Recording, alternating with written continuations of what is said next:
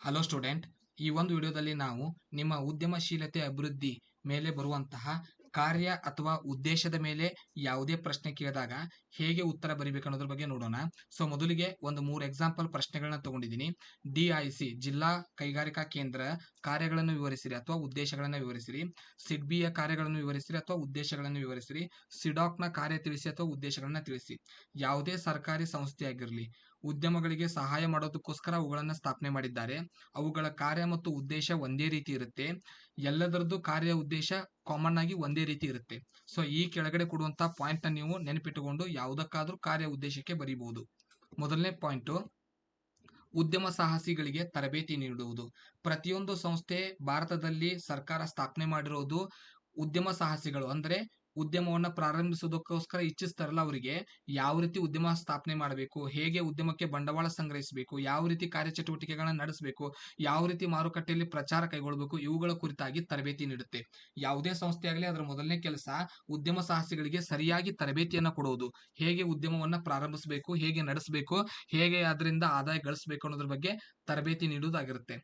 ಉದ್ಯಮಗಳಿಗೆ ಸಾಹಸ ಬಂಡವಾಳದ ಅವಕಾಶ ಒದಗಿಸುವುದು. ಪ್ರತಿಯೊಂದು ಉದ್ಯಮ ಸಾಹಸಿಗೆ ಅವಶ್ಯಕವಾಗಿರುವುದೇ ಬಂಡವಾಳ. ಸೊ ಬಂಡವಾಳದ ಮೇಲೆ ಉದ್ಯಮಗಳು ನಡೆಯುತ್ತೆ.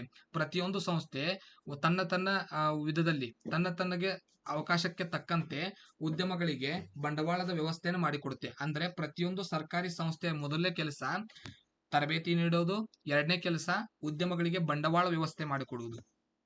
ಮೂರನೇ ಪಾಯಿಂಟ್, ಉದ್ಯಮಗಳಿಗೆ ಸಾಲ ಸೌಲಭ್ಯ ನೀಡುವುದು. ಅಂದ್ರೆ ಬಂಡವಾಳದ ವ್ಯವಸ್ಥೆ ಮಾಡೋದ್ರ ಜೊತೆಗೆ ಹೆಚ್ಚಿನ ಹಣಕಾಸಿನ ಅವಶ್ಯಕತೆ ಬಿದ್ದಲ್ಲಿ ಸಾಲದ ವ್ಯವಸ್ಥೆಯನ್ನ ಕಡಿಮೆ ಬಡ್ಡಿ ದರದಲ್ಲಿ ಒದಗಿಸಿಕೊಡುವುದು ಪ್ರತಿಯೊಂದು ಸಂಸ್ಥೆಯ ಕೆಲಸವಾಗಿದೆ. ಸಂಶೋಧನೆ ಮತ್ತು ಅಭಿವೃದ್ಧಿ.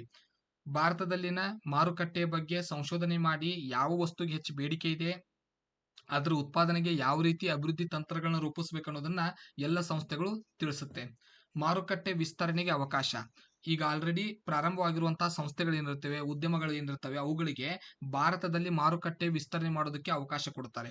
ಬೇರೆ ದೇಶದ ವಿದೇಶಿ ಕಂಪನಿಗಳಿಗೂ ಸಹ ಉದ್ಯಮಗಳಿಗೂ ಸಹ ಭಾರತ ದೇಶದಲ್ಲಿ ಮಾರುಕಟ್ಟೆಯನ್ನ ಆಕ್ರಮಿಸುವುದಕ್ಕೋಸ್ಕರ, ಮಾರುಕಟ್ಟೆಯಲ್ಲಿ ತಮ್ಮ ಸರಕುಗಳನ್ನ ಮಾರಾಟ ಮಾಡೋದಕ್ಕೆ, ತಮ್ಮ ಸೇವೆಗಳನ್ನು ಕೊಡೋದಕ್ಕೆ ಇಲ್ಲಿ ವಿಸ್ತರಣೆ ಮಾಡ್ತಾರೆ, ಅವಕಾಶವನ್ನು ಒದಗಿಸಿಕೊಡ್ತಾರೆ. ಈ ಸಂಸ್ಥೆಗಳ ಕೆಲಸ ವಿದೇಶದಿಂದ ಬರುವ ಕಂಪನಿಗಳನ್ನು ಸ್ವಾಗತಿಸುವುದಾಗಿರುತ್ತೆ.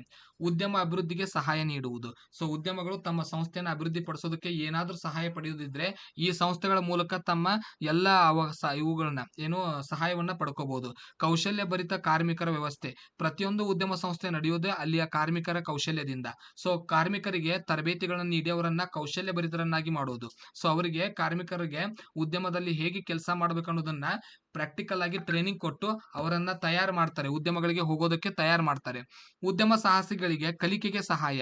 ಉದ್ಯಮ ಸಾಹಸಿಗಳು ಉದ್ಯಮಗಳನ್ನ ಮಾಡೋದ್ರೊಂದಿಗೆ ತಾವು ಮಾಡುವಂತಹ ತಪ್ಪುಗಳಿಗೆ ಸರಿಯಾಗಿ ಕಲಿಕೆಯನ್ನು ಮಾಡೋದಕ್ಕೆ ಈ ಸಂಸ್ಥೆಗಳು ಸಹಾಯ ಮಾಡುತ್ತೆ. ಉದ್ಯಮಗಳಿಗೆ ಕೈಗಾರಿಕೆಗಳ ಬೆಂಬಲ ಒದಗಿಸುವುದು. ಉದ್ಯಮಗಳಿಗೆ ಕೈಗಾರಿಕೆಗಳಿಗೆ ಬೇಕಾದಂತಹ ಎಲ್ಲ ರೀತಿಯ ಬೆಂಬಲವನ್ನ ಈ ಸಂಸ್ಥೆಗಳು ಒದಗಿಸುತ್ತೆ. ಈ ಸಂಸ್ಥೆಗಳು ಏನಾದ್ರೂ ಯಂತ್ರೋಪಕರಣ ಖರೀದಿ ಮಾಡ್ಬೇಕಂದ್ರೆ ಅವುಗಳಿಗೆ ವಿನಾಯಿತಿಯನ್ನ, ರಿಯಾಯಿತಿಯನ್ನ ಈ ಸಂಸ್ಥೆಗಳು ಕೊಡಿಸುತ್ತೆ, ಸಬ್ಸಿಡಿ ಕೊಡಿಸುತ್ತೆ. ಮಾರುಕಟ್ಟೆಯಲ್ಲಿ ಮಾರ್ಕೆಟಿಂಗ್ ಪ್ರಚಾರಕ್ಕೆ ಸಹಾಯವನ್ನು ಮಾಡುತ್ತೆ. ಈ ಸಂಸ್ಥೆಗಳೇನಿದೆ ಆ ವಸ್ತುಗಳು ತಯಾರಾದ ನಂತರ ಅವುಗಳನ್ನ ಮಾರುಕಟ್ಟೆಯಲ್ಲಿ ಪ್ರಚಾರ ಮಾಡೋದಕ್ಕೂ ಕೂಡ ಸಹಾಯ ಮಾಡುತ್ತೆ. ಗ್ರಾಮೀಣ ಅಭಿವೃದ್ಧಿಗೆ ಸಹಾಯ ಒದಗಿಸುತ್ತೆ. ಪ್ರತಿಯೊಂದು ಸರ್ಕಾರದಿಂದ ಸ್ಥಾಪನೆ ಆಗುವಂತಹ ಸಂಸ್ಥೆಗಳು ಏನಿದೆ ಇವು ಗ್ರಾಮೀಣ ಭಾಗದಲ್ಲಿ ಹೆಚ್ಚು ಉದ್ಯೋಗವನ್ನ ಸೃಷ್ಟಿ ಮಾಡೋದಕ್ಕೋಸ್ಕರ, ಗ್ರಾಮೀಣ ಭಾಗದಲ್ಲಿ ಉದ್ಯಮವನ್ನ ಅಭಿವೃದ್ಧಿ ಪಡಿಸೋದಕ್ಕೋಸ್ಕರ ಸಹಾಯ ಮಾಡುತ್ತೆ. ನೋಂದಣಿ ಕಾರ್ಯಕ್ಕೂ ಸಹಾಯವಾಗುವುದು. ಭಾರತದ ಕೈಗಾರಿಕಾ ಕಾಯ್ದೆಗಳಿವೆ. 2013 ಕಂಪನಿ ಕಾಯ್ದೆ, ಬೇರೆ ಬೇರೆ ರೀತಿಯ ಕಾಯ್ದೆಗಳಿವೆ. ಇವುಗಳಲ್ಲಿ ಅಡಿಯಲ್ಲಿ ನೋಂದಣಿ ಮಾಡೋದಕ್ಕೂ ಕೂಡ ಈ ಕೈಗಾರಿಕೆಗಳು, ಈ ಸಂಸ್ಥೆಗಳು, ಸರ್ಕಾರ ಸ್ಥಾಪಿಸಿರುವಂತಹ ಸಂಸ್ಥೆಗಳು ಸಹಾಯ ಮಾಡುತ್ತೆ. ಮೂಲ ಬಂಡವಾಳದ ಸೃಷ್ಟಿಗೆ ಅವಕಾಶ ಒದಗಿಸುತ್ತೆ. ಸೊ ಇವಿಷ್ಟು ಪಾಯಿಂಟ್ ಏನಿದೆ ಇವು ಯಾವುದೇ ಪ್ರಶ್ನೆ ಕಾರ್ಯ ಅಥವಾ ಯಾವುದೇ ಪ್ರಶ್ನೆ ಉದ್ದೇಶ ಕೇಳಿದಾಗ ನೀವು ಬರೆದು ಮಾರ್ಕ್ಸ್ ನ ಪೂರ್ತಿಯಾಗಿ ಪಡ್ಕೋಬಹುದು. ಮುಂದಿನ ವಿಡಿಯೋದಲ್ಲಿ ಮತ್ತೆ ಸಿಗೋಣ. ಧನ್ಯವಾದಗಳು.